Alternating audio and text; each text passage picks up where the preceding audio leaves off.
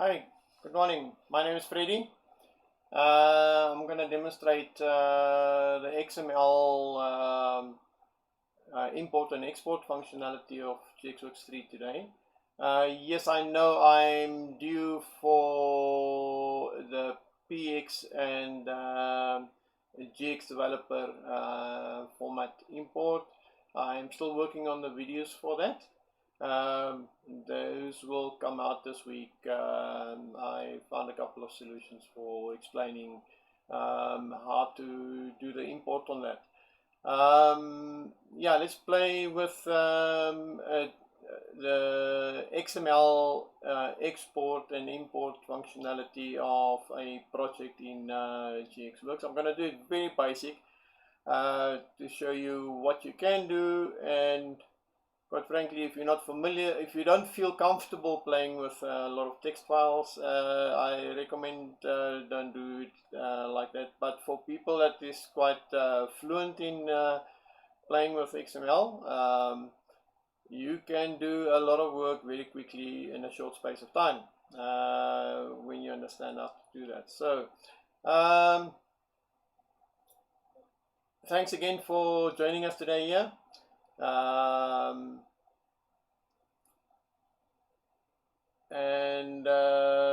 Yeah, this will be a series of videos that we create to assist you when you work with GX Works3.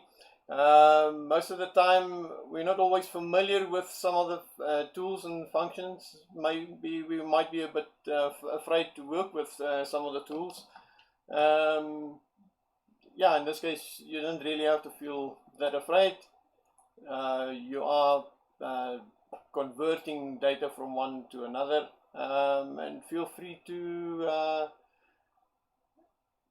go and have a look at some of the functions that I'm going to show you, and get yourself familiar with some of the functionality. Okay, I'm going to get going with my demonstration.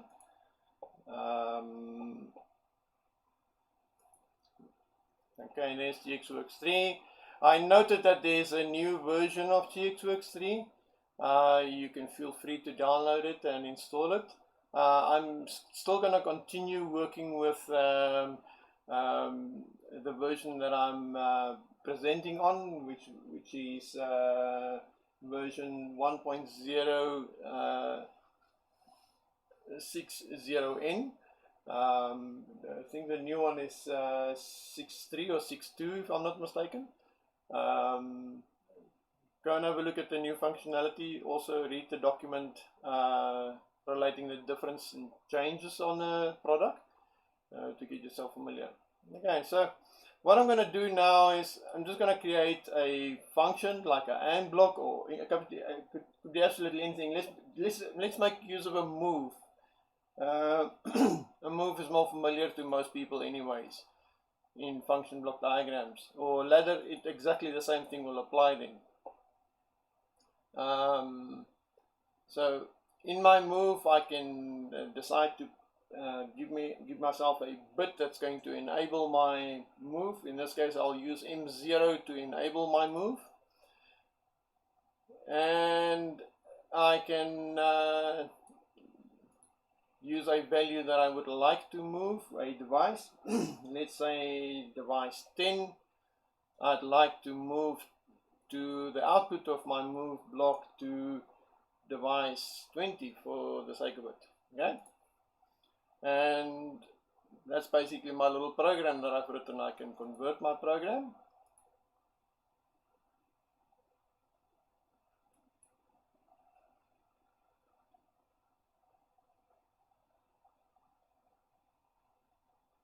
You guys should feel free to ask questions on the fly. I am keeping an eye open on your feedback. If you got any questions, you're welcome. Keep it very informal. I'll get back to you as soon as I see you have a question for me. Okay. So we've converted our program. We can look at the output of the program. I don't see any errors or warnings, and this is the basic information of what has happened with the program. Those are the results. Okay, and we're going to export this now as an XML. Okay, take note of the image that we look at here. I'm going to show you in the XML file what happens with all the specific locations of each item that you see in this window, because we can specify exactly where we want what information to be displayed when we bring the XML file back into GX Works. Okay? So I'm going to save other file format, and the only one that's available there is XML format. Okay, so we're going to use the next step will be there. Open other XML format once I have saved the XML format.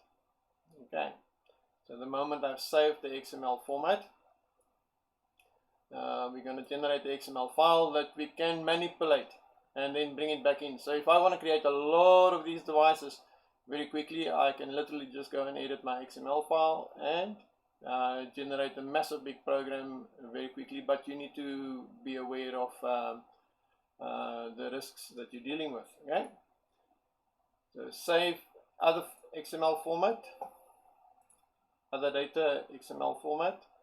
I'm just going to leave it here in a folder called new folder, and XML demo. I'll call my XML file XML demo, and I save it. And I can use a text editor to go and open that file.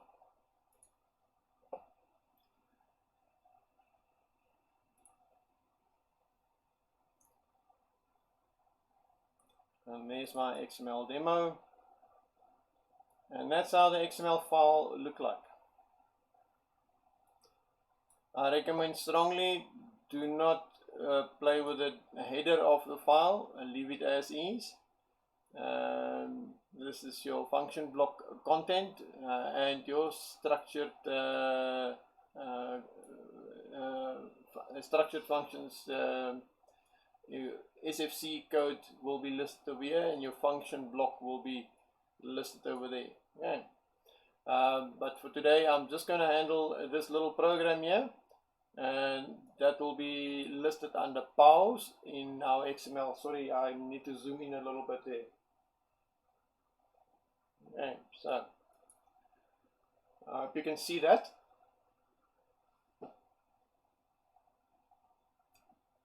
So we will,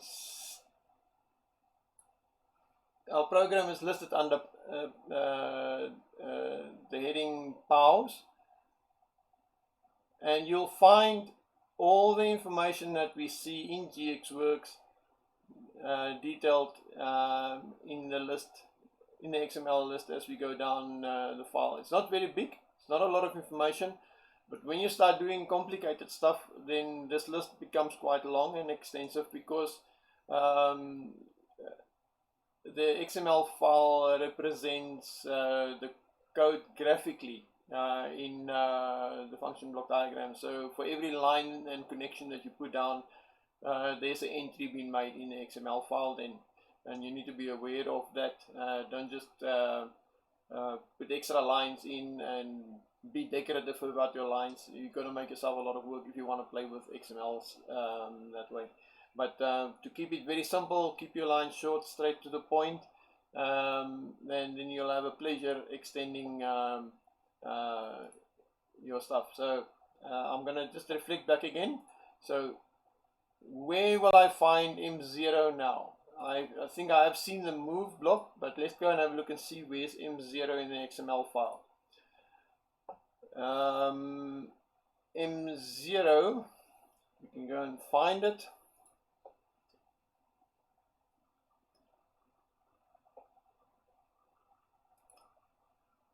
Okay, so in the text file, or the XML file, I note that M0 is located under my expression. Okay, and there's my D10 that I specified as well, and I should see my D20 as well. There we go. There's my D20 as well. Okay, now take note that every one of them got a position. It's a X and a Y position in the XML format. Now, if you want to create additional variables, you can literally just insert a new variable and give it a height, width, location.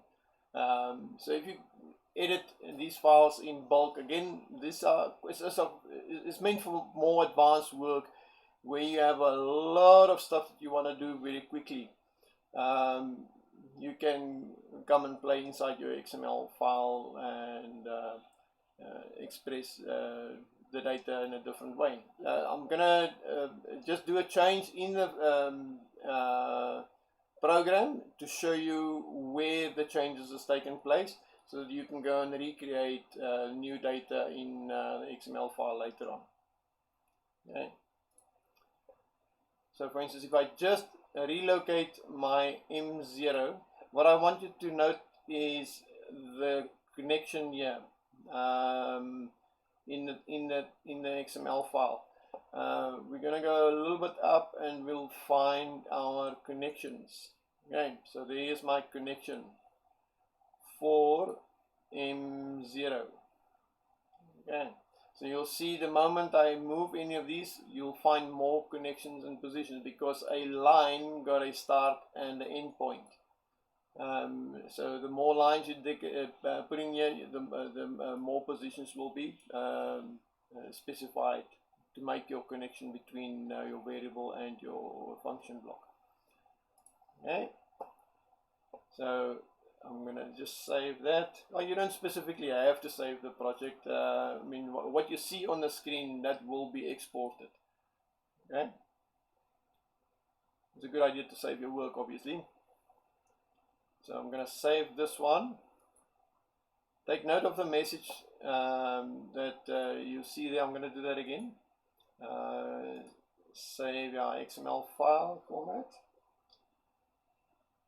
Again, do you want to export the powers, the local labels, and bodies? Okay. So everything in your program will be exported. So nice to go and manipulate your global labels as well, and your local labels, and then obviously the bodies. Okay, yes, I want to export that as a second file. I'll call that 02 demo 02, just so that we can see the difference between the two files. And then when I'm done with this, we're going to bring it back into GX Works. Okay, there's my demo number 2. And now we can see what is the difference between these two files. Take note of the extra points that was created, okay, for that extra line. The extra line that came in was over there, and we can compare it with the original. Okay, that was 3130 and 2930. And if I come here again, 3130 has moved on to there.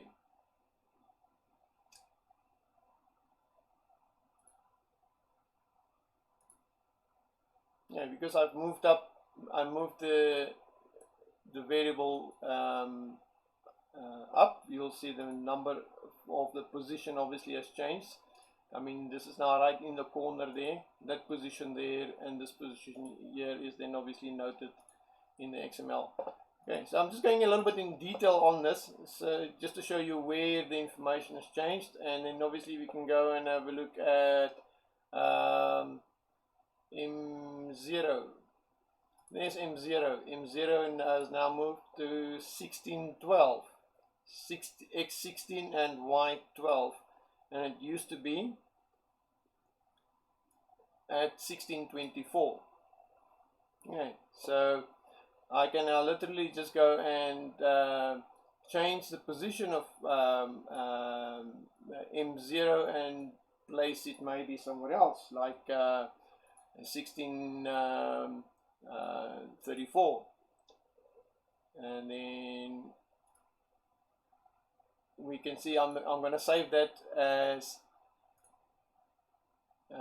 my XML file, and then let's go and import my change that I made there. So I just made that one single change there. So what I've physically basically done is I've taken that and I've moved it down like this, but I did not include my link. Okay, so I'm gonna go and open other file format, XML, and the demo file was the one that I've modified. Let's just confirm. Yep, that was the demo file. Just for information. Okay, that's definitely the demo file that I've changed there. And we bring the demo file in. Let's see what happens. On a live open project, GX Works is going to ask me, what do I want to do? Do I want to replace the existing project, or do I want to add to this project? So let's add that information to this project. And then GX Works will ask me to specify what I would like to do. So in this case, is the object name main already exists. So again, if I go to my XML file, I can manipulate that by finding the object main. So I can give it my own name as well. On the next exercise, I'll show you how that's done. Now I'm going to just say add that to my existing program. GX Works will automatically rename that file for me, or that workspace. And it also found a duplicate of globals. So GX Works will again add my imported data for me and rename it automatically according to what it has found in the XML file. And there's my XML file completed.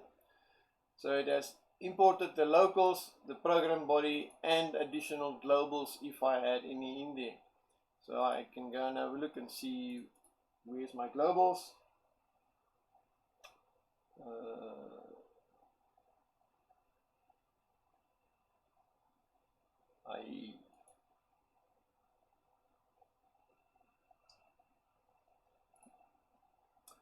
And there's all my global variables. If we add a variable, then you can go and see your variable will fall into the global variable list over here.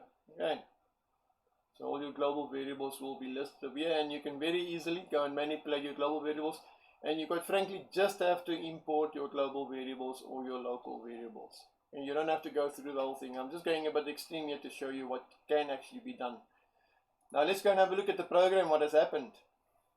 Wow, GX Works has seen that there was a connection between the enable and the M0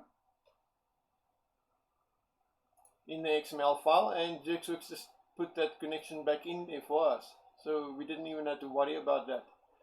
And that is basically the location that I specified in the XML file for M0, remember? Let's just go and have a look and see where is my M0.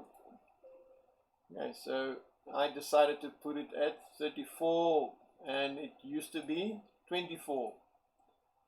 Okay, so when it's in line there, that location was 24, and I've asked it to move it 10 down for me, and that is the location there. I think it's pretty handy to be able to know how to manipulate the information in your program.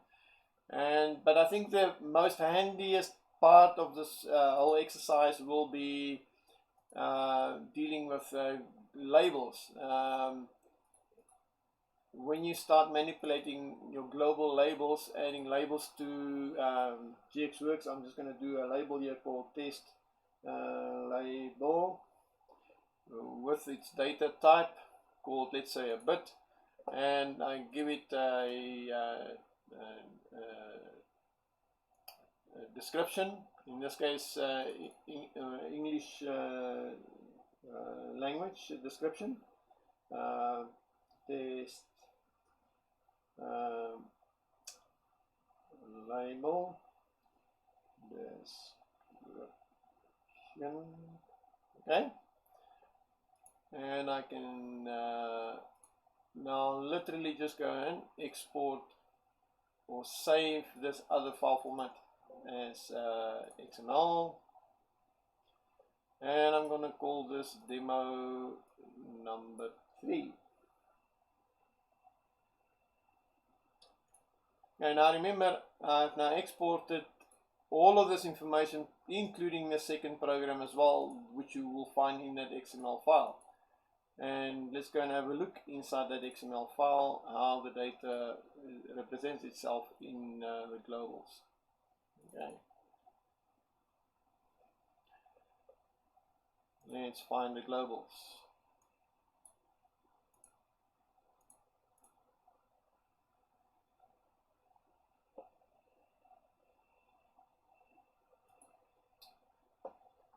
Any feedback in the meantime?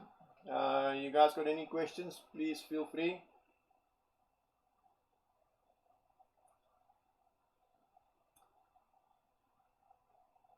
Okay, so I've added a variable in here called test label.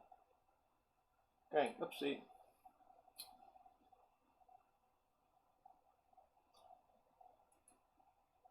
So there's my test label, and the data type is Boolean.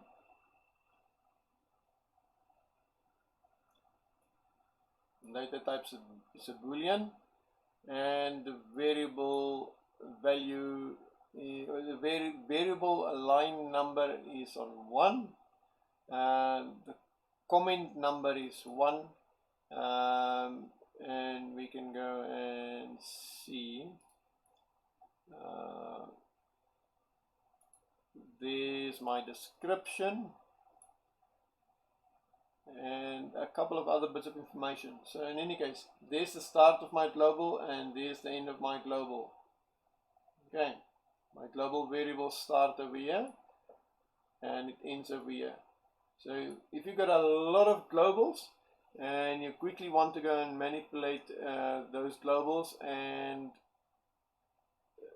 maybe you want to just update your comments, or you want to add a new language to your comments, you can literally just export all your global variables,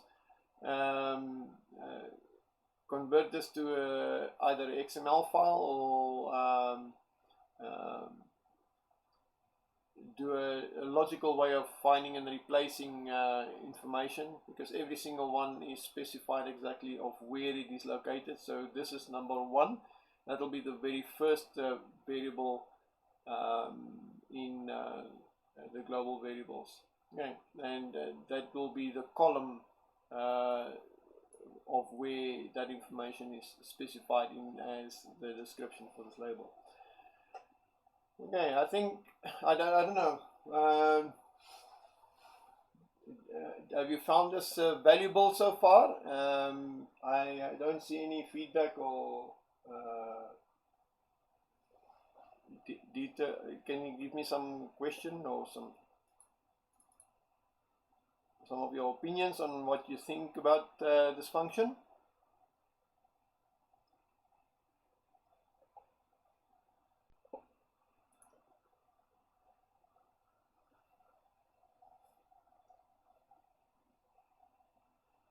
Anyone there with a question, please feel free.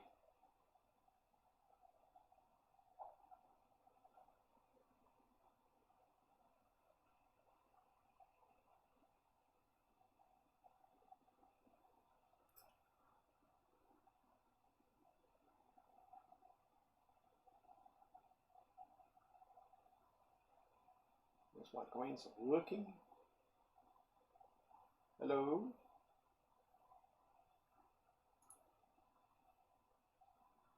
Let's say something.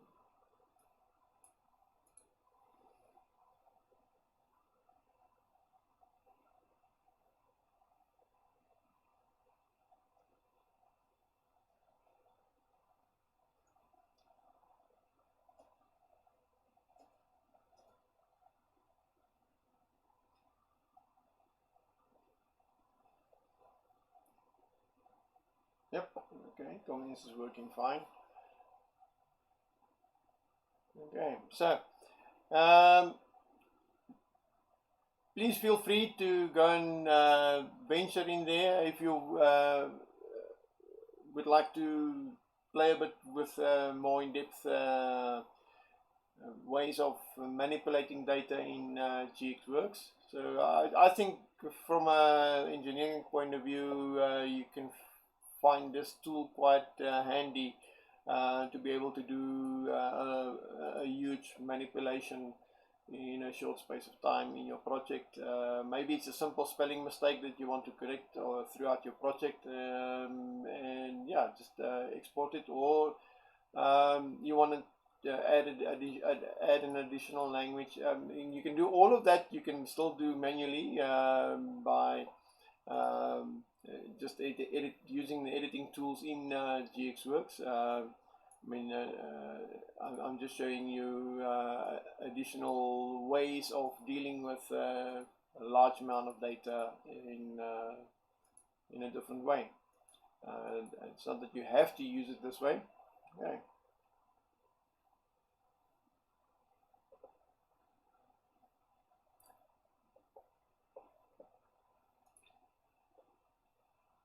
So go and visit our website.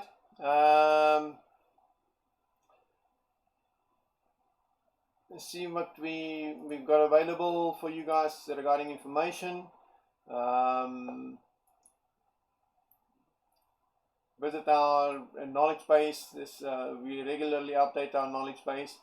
Under support, you'll go to the Android website, Android support forum, and then obviously the Mitsubishi support forum, where you can find a lot of examples of example code.